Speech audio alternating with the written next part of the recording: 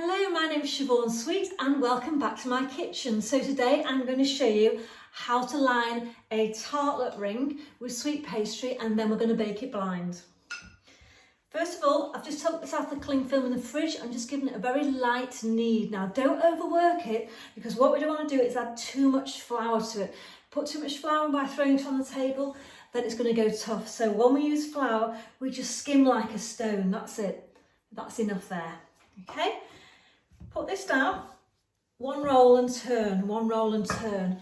And the mistake people make when they're making pastry is just roll and they press really hard like that and it sticks to the table. So we don't want that. So if you just keep turning, and if you need a tiny bit more flour on there, just flick a tiny bit on there.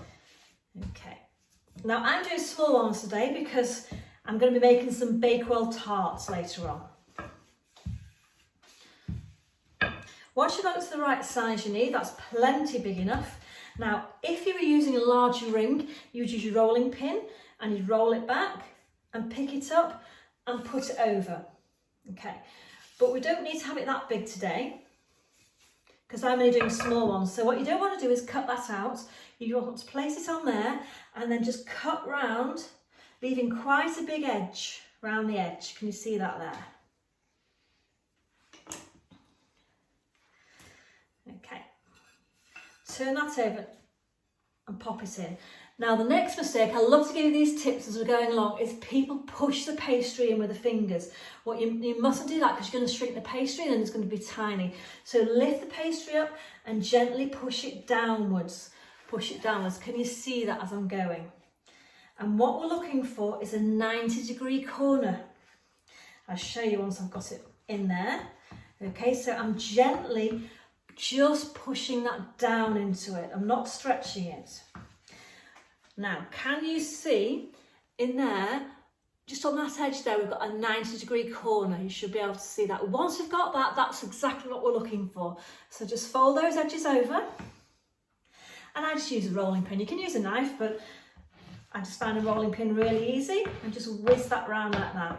Now that is your sweet pastry lined and ready to go. So I'm going to put some jam and some frangipane in that, but I want to show you how to bake blind as well. So you could be making like an egg custard or a fruit tart or something like that. This is the most simplest way. Piece of cling film over the top. Now don't panic, this cling film will not melt.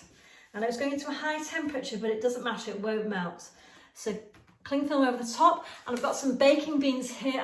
I've had these for years, so I've got lentils, rice, peas, split peas, all in there, and fill this up. Now, the next tip I'm going to give you is when people do baking blind, they don't put enough beans in. You need to fill the beans right to the top. If you don't, the edge is going to fall in. Push that right to the top and just gather the cling film. And that is baking blind. That's going to go into the oven on a tray, 180 degrees, 15 minutes. And when that's done, you'll just be able to pluck the cling film out and that's baked blind. Thanks very much for joining me.